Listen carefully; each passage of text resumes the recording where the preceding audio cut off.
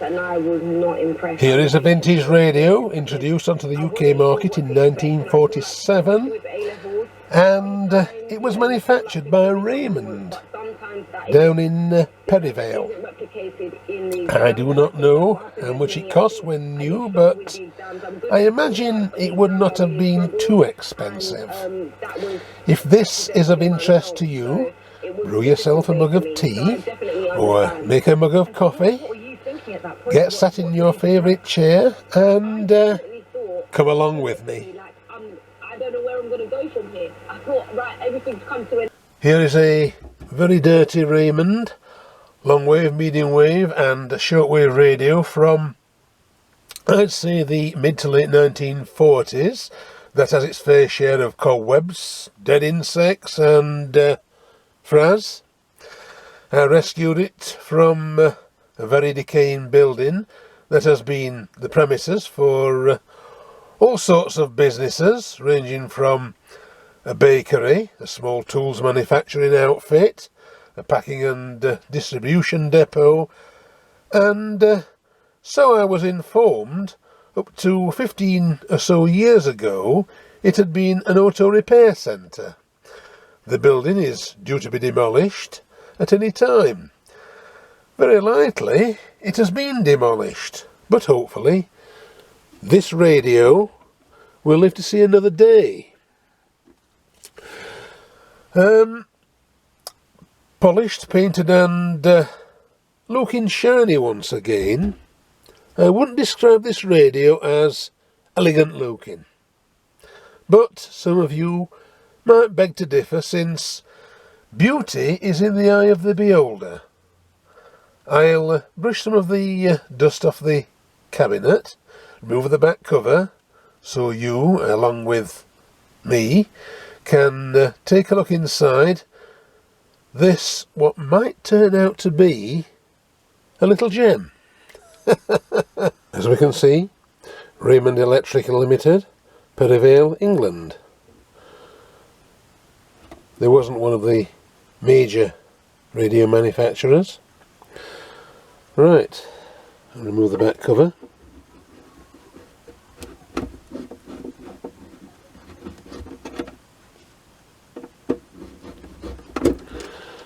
Get the screws out of the way.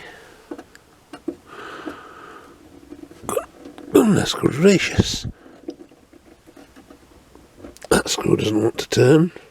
Not easily anyway.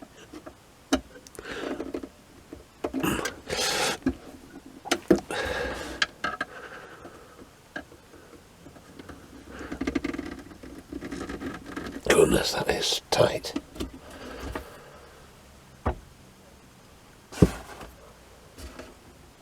Oh. Not what I thought it was going to be. I imagine it was going to be extremely dirty. Cobwebs everywhere, frass, and a carpet of dust. Well, well, well. Oh.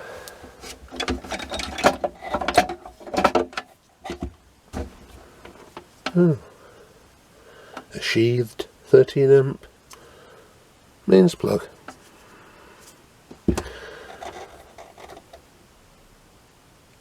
And I'd say that's definitely not the original mains lead.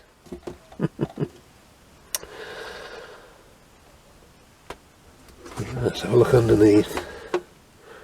No. Anything on top? No. It's okay, I'm just looking for the model number, or anything that will indicate the model number. No, I can't find one anyway at the moment. There might not be one on this radio. Right. Oh, well. It is quite tidy. Looks as though someone has been in there with a brush pan and dust. Start again. A dustpan and brush. Yeah. Right. I think we can make a radio out of this, though the amount of Raymond radio circuit diagrams that I have are very few and far between. Doubt whether I've got more than 3 or 4. If I've got 3 or 4, that is. Oh well. We will soon find out. Right. Right then, I will remove the knobs from the front of this radio and undo the appropriate screws and remove this chassis from this cabinet. Right, back shortly. I've managed to get 2 of the front knobs off.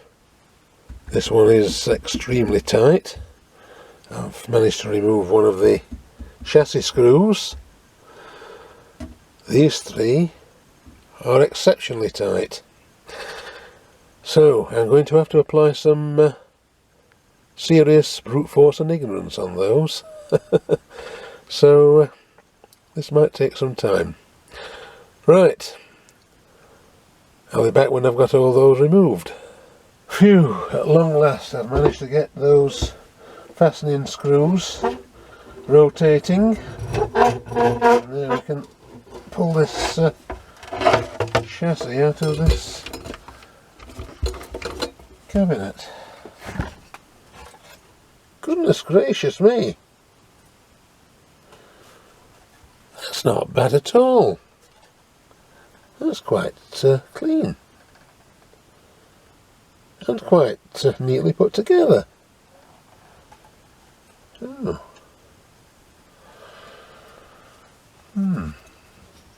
Oh yeah. Right.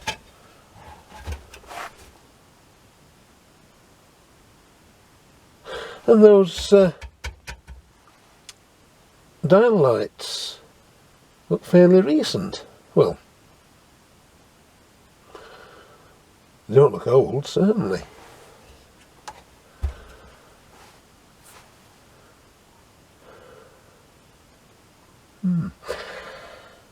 Let's see what the speaker looks like.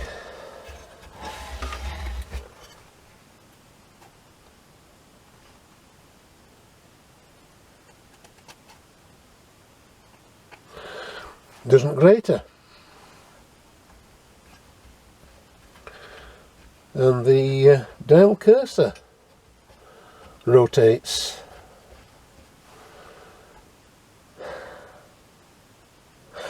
I don't know about you, but I certainly don't know what to make of this.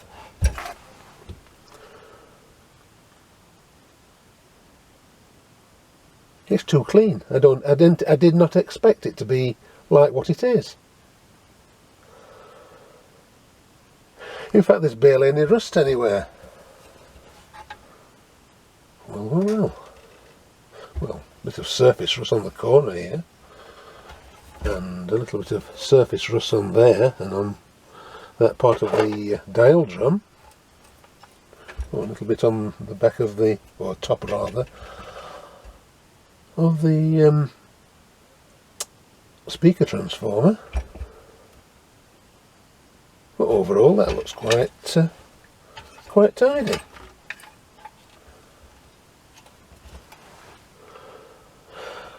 Well, chaps, I certainly wasn't expecting that. I mean, the odd dead spider just there, but no, I expected to be at least a couple of dozen of the damn things.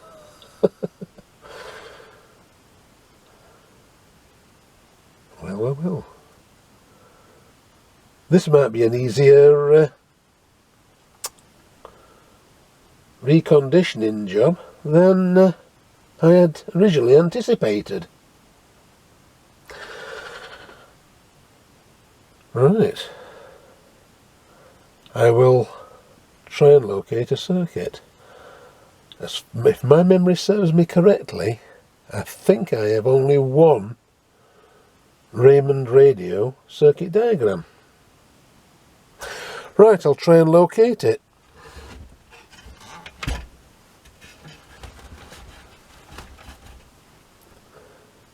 Yes, very nice indeed. Right, I'll try and locate a circuit diagram and hope that it's the one for this radio.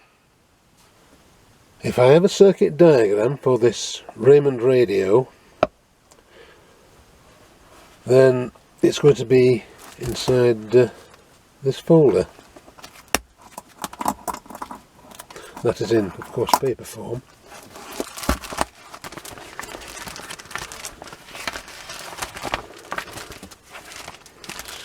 Oh, that's region tone.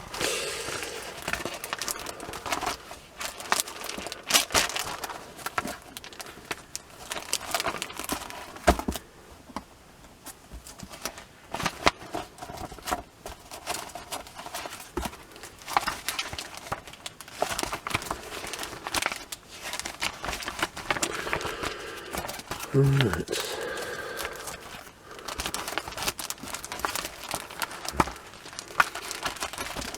Oh, hang on.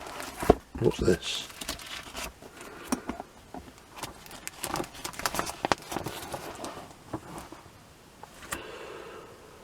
Raymond F17.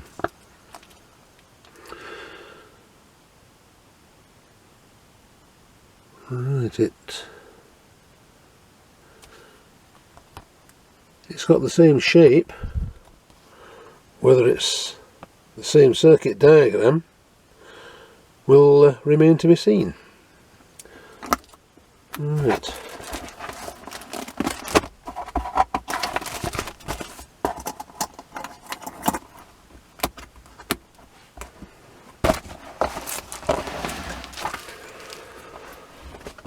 Just let me put these away.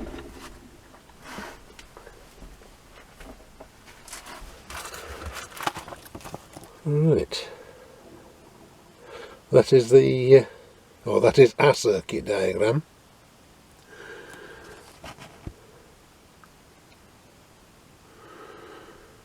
Right, so look inside.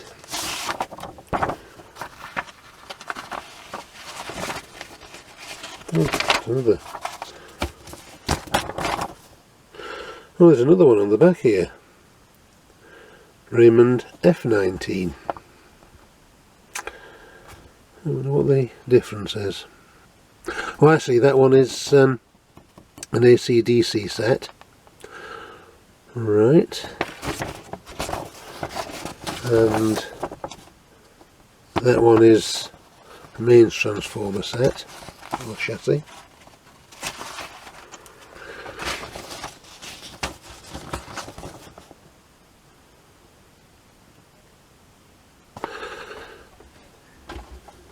And it's upside down, the chassis is upside down, but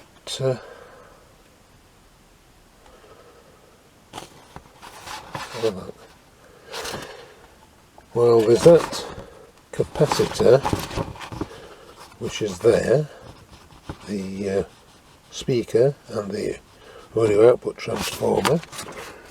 Now it's upside down, but that there is located. There's a couple of capacitors just here, and there's a picture of a couple of capacitors there. What's on my fingers? Must be oil from finger marks. Right. I will look a little more closely at this and see whether I'm onto a winner or not. Back in a moment. Right, chaps, I'm going to go with this circuit diagram because what I've checked out thus so far does correspond with this chassis. So Right, as we can see, it's pretty much a conventional chassis layout, and the circuit diagram is equally conventional, nothing special. We can see that some of the capacitors are physically leaking. Look at that one.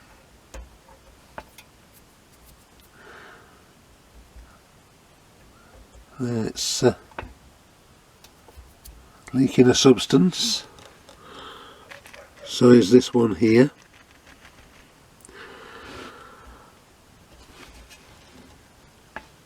As yet I haven't found any capacitors with the name Hunt's Grace in them. And there's a capacitor at the back there. Oh goodness gracious. That's definitely very oily, so that's leaking. Right.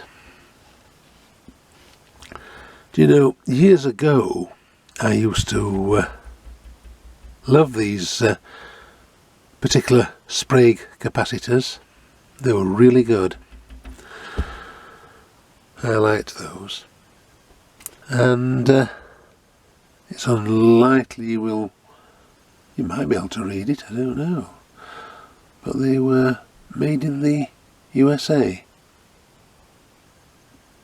I don't know whether you can read that.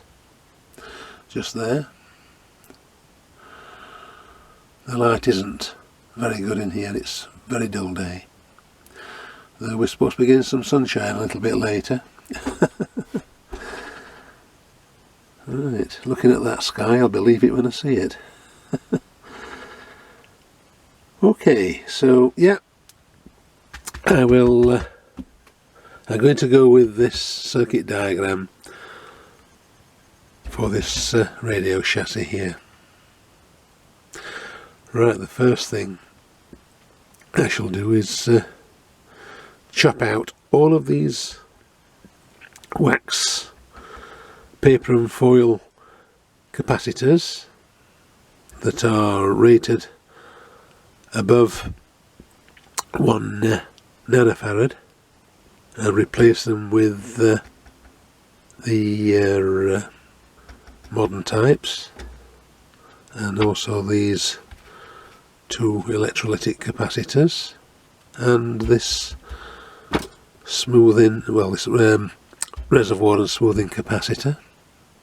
And I shall also check a few of the resistors to see whether they are still in tolerance. Most of them, by the look of things, look to be rated at around yeah, they look to be rated at 20%. So yeah. Okay, right, I'll start chopping a few out, then I'll get back to you. I've been spent time comparing a portion of this circuit diagram with this radio chassis. I've a reasonably comfortable feeling it is the one for this radio. The reason I'm vague about all of this, I never once saw anything bearing the Raymond mark whilst I was working in radio and TV servicing. I have a feeling Raymond went out of business sometime during the second half of the 1950s, but do not quote me on that. As I've indicated earlier, they were not one of the larger radio and television manufacturers. I'll begin by making a small printed board onto which I'll secure replacement reservoir and smoothing electrolytic capacitors. Rather than bolt it onto this chassis, I'll disconnect the wires from the terminals of this aluminium canister and utilise them for securing the new printed board. Yes, I think I'll do that. Right, no sooner said than done. I've cut a small piece of copper board from this larger piece to accommodate these two electrolytic capacitors.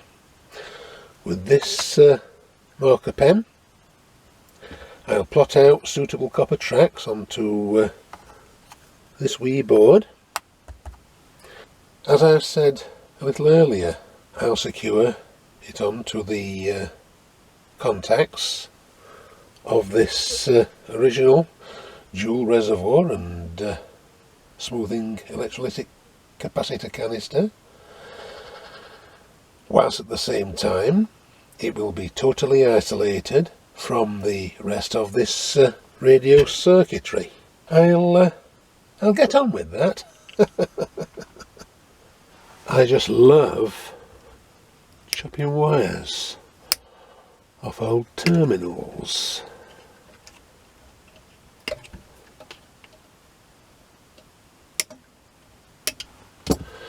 There we go. Oh, one of my favourites. There you go. All you connoisseurs and friends of Hunt's capacitors. One Hunt's reservoir and smoothing capacitor housed inside this aluminium canister. What more could you ask for? And there we have it, chaps. One printed board ready for etching in ferric chloride solution. And into the ferric chloride solution it goes. Right, I shall gently rotate it like this until it has been fully etched. Back in a while. Yes, it's coming along nicely. Almost etched. If you're following along with this etching process, you are doing so at your own risk. Remember that ferric chloride solution is an hazardous substance. Please bear that in mind should you wish to do what I'm doing here. As I say, you are doing it at your own risk.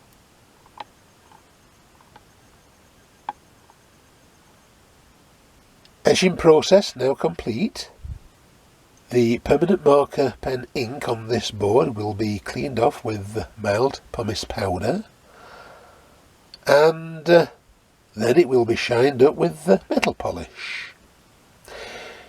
If you have any doubt concerning the use of ferric chloride and etching metal, either do not attempt the process yourself or give the operation to an experienced person.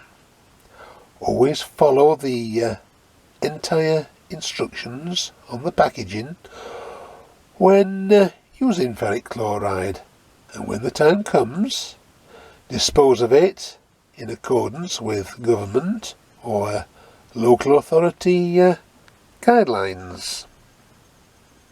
And there it is, one printed board, shined up, drilled and ready for the use of. And there we have it, one board ready to be installed into the radio. And there it is, fixed onto the bracket, ready for the connecting wires to be soldered onto the board. Note well, all you connoisseurs and friends of Hunt's capacitors, how I've repositioned the canister. Anyone removing this chassis from the radio cabinet to take a look at the underside will be joyfully greeted with Hunt's capacitors. You will be able to gleefully clasp your hands together and say in reverie, "Ah, those were such gloriously wonderful days." Let us take a look at what has been accomplished thus so far. Well, it's nothing more than the usual kit and caboodle, starting with installing electrolytic capacitors in the power supply that flank L18, low frequency choke. C23 was an 8 microfarad, is now a 10 microfarad for the smoothing, and C22 was a 16 microfarad, which is now a 22 microfarad for the reservoir. Replacing those took care of repairing the power supply circuit. I'll presume for the present V5 5Z4 rectifier valve is functional.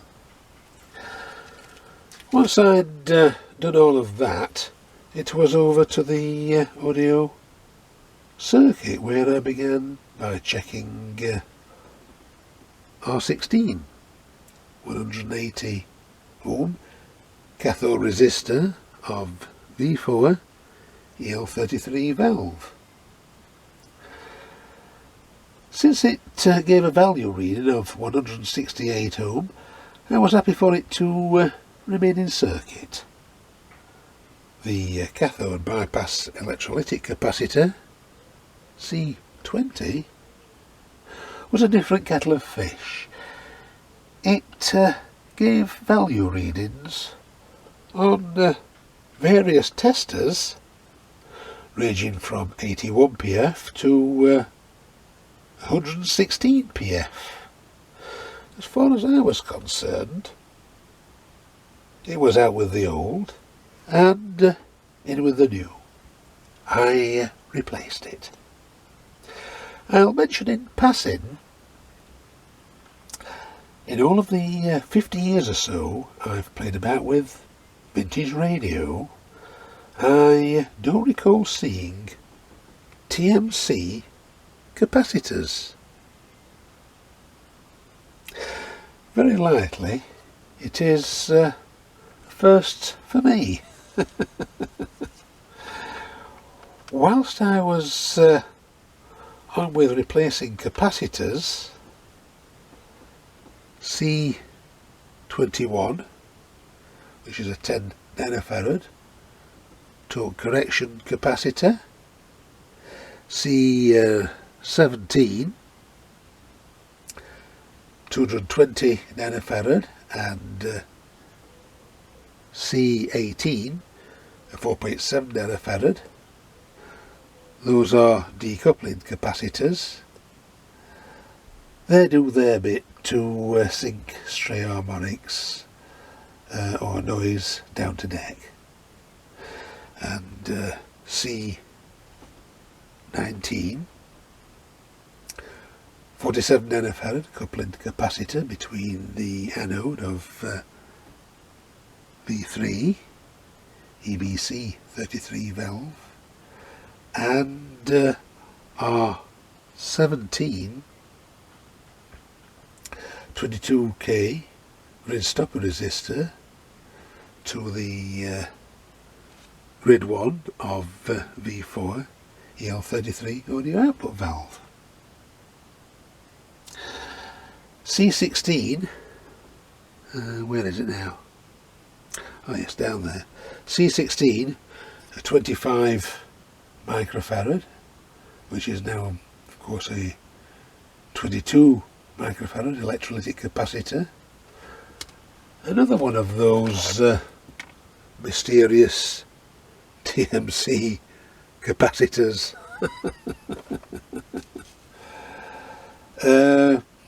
That particular one refused to give any sort of value reading when it was tested, so it was duly replaced.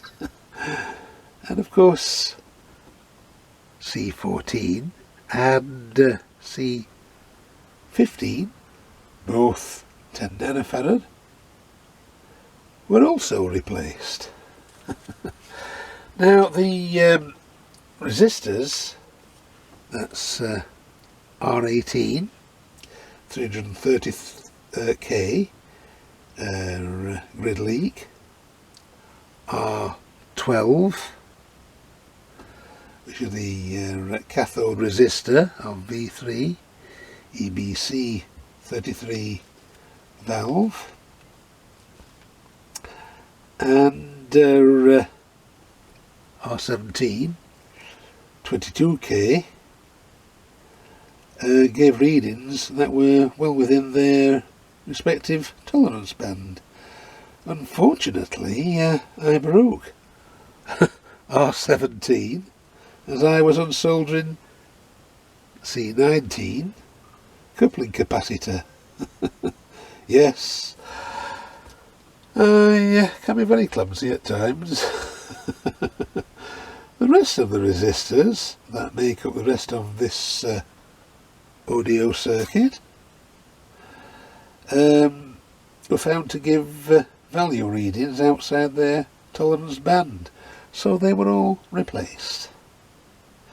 It is now time to connect this radio chassis to an isolated 240 volts AC supply and see and hear what happens. As can clearly be seen, there is not a great deal to show at present. For sure, I've replaced a few aged wax-coated paper and foil capacitors, certainly no more than what has already been mentioned, and that too goes for electrolytics. Hopefully the small printed board I constructed will work as intended. I cannot lay claim to utilising the electric terminals of the old smoothing and reservoir capacitor as an anchoring point facility for replacement of capacitors. It is merely my rendition of a method I've seen Mr. Colson's lab use. The method might entirely be his own, or he might have gotten the idea from some cat way back when. Nonetheless, I saw it as an excellent idea. That is why I've made my rendition for this radio. Note, all the eyelet terminals of the old Hunt's capacitor have been strapped together and connected to deck with connecting wire.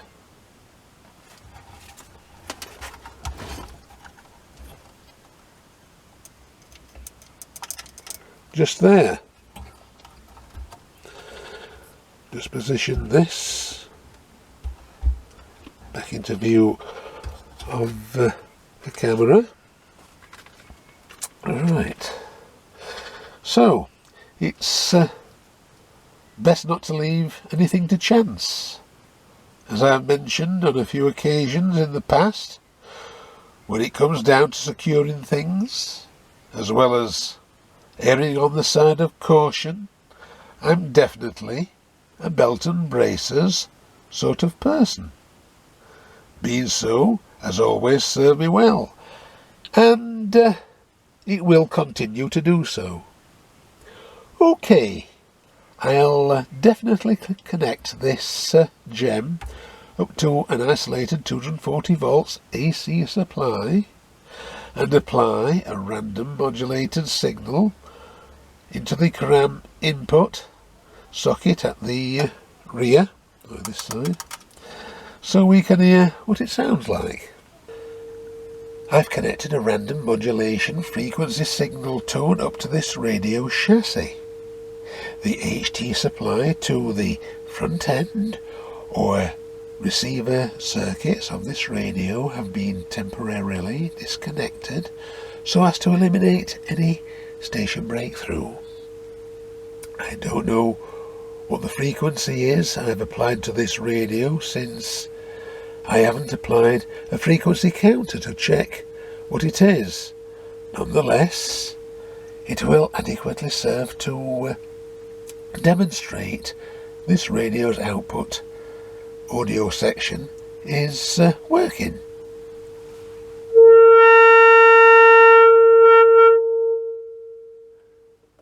And working to good effect, with plenty of volume. The reason I'm applying a signal tone rather than playing music through the audio via my MP3 player is quite straightforward. I don't want to offend copyright regulations. My only hope at this juncture, there is not a copyright issue concerning the frequency tone I'm using at present. If there is, I for sure will be subject to a copyright hit. Be that as it may, I can confidently say this radio's power supply and audio circuits are working to good effect. Now, this episode is getting a little bit too long, so I'll stop at this point. I will continue in part 2 by working on the front end or receiver circuits. Now, please be aware there are high voltages present in valve equipment. This particular radio is no exception. Electricity kills. If you are following along with this radio restoration series, or any of my electronics restoration videos, you are doing so at your own risk. Please be warned. Your personal safety is highly important. I hope you enjoyed watching part 1. I invite you to join me again for part 2. Until then, take care of yourselves and one another. God bless from Phil.